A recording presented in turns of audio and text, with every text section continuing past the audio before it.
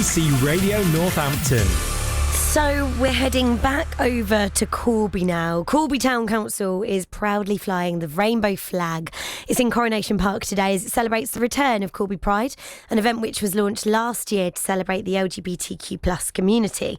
And our reporter Charlotte is there and I'm told has a very special guest for us. Charlotte, I'm intrigued. Who is it? Hello, Daisy.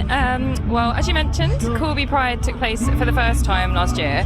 It was a milestone occasion for the town, and its return is just as amazing. Like, there's so much fanfare, there's like bunting everywhere. It's just all feel good, lovely vibes, and it's about promoting like acceptance and inclusivity.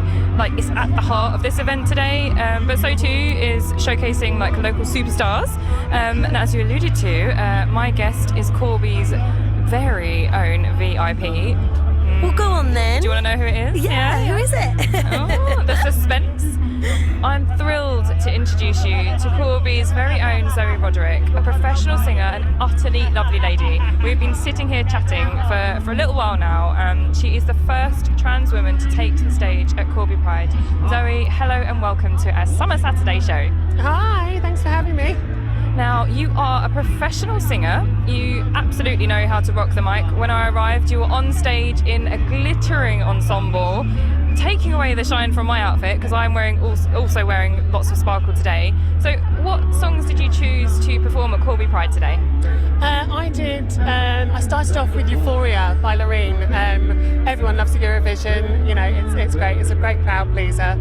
Started off with that. I did, I'm trying to think now, I'm buzzing, absolutely buzzing, so I'm just not really thinking straight.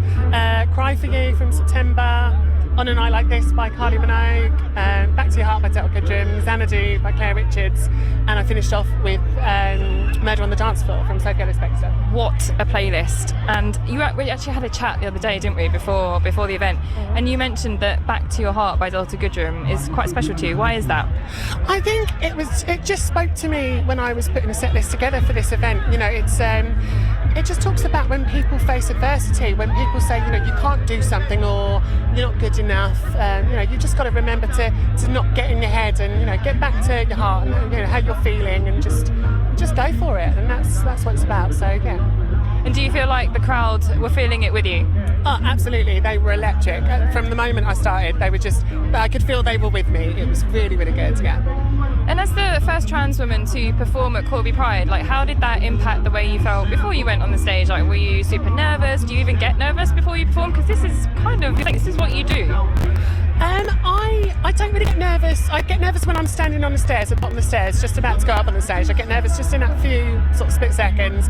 But then once I'm out on the stage, the music starts. So just something just takes over, and I'm just in what I'm doing. I'm in the zone.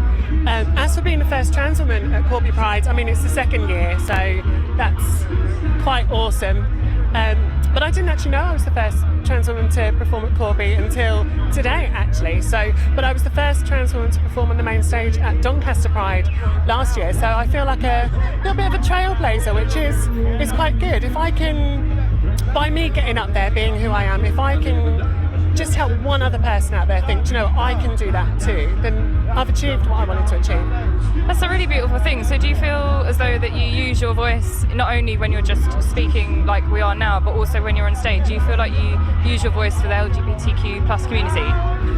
I wouldn't say I do it specifically for the LGBT+ community. If I can inspire anyone to do anything that they want to do, then that's what it's all about. I'm proud of who I am, and if people can see me doing what I want to do and enjoying that, then that's just a bonus. It's just brilliant.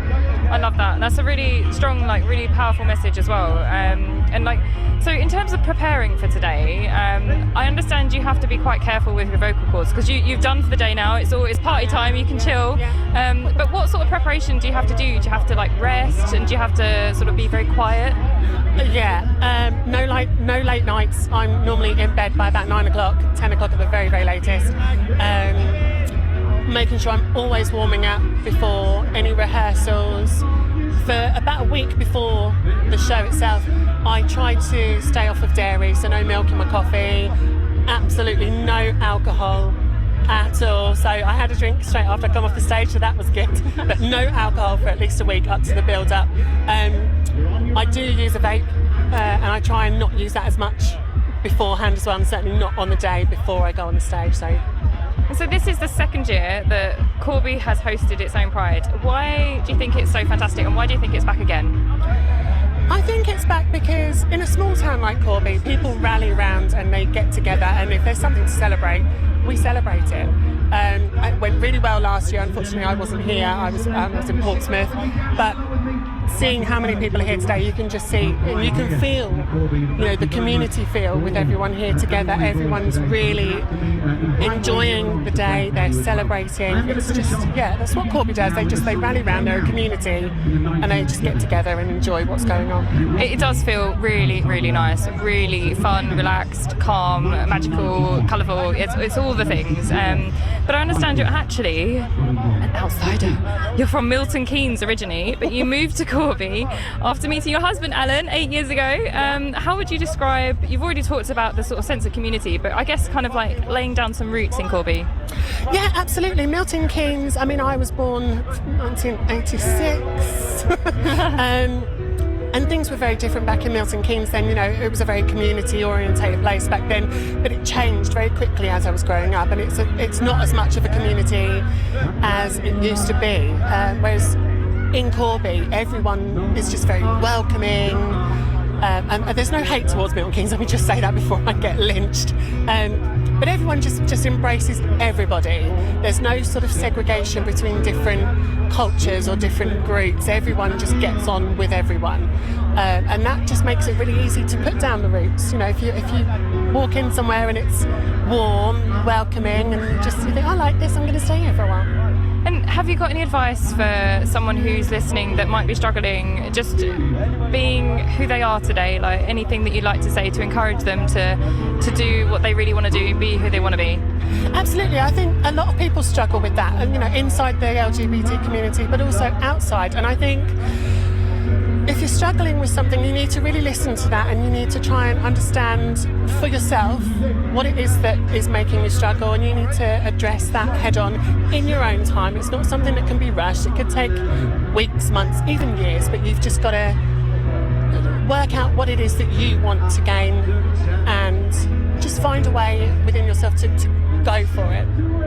So, Zoe, before I let you go, have you got anything that you'd like to say to Alan? Because I think it's thanks to Alan that you're here today, because he is the reason you moved to Corby and you are now laid roots in Corby, and you are the first trans woman to be on stage at Corby Pride.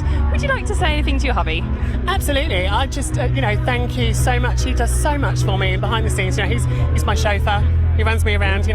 Last year he was travelling up and down the country to all the different Pride events and carrying the makeup bag and the shoes and making sure that I've got enough water, suntan lotion, all that stuff. And he supports everything that I do. I support everything that he does. We're very much a team, and he's my best friend in the world.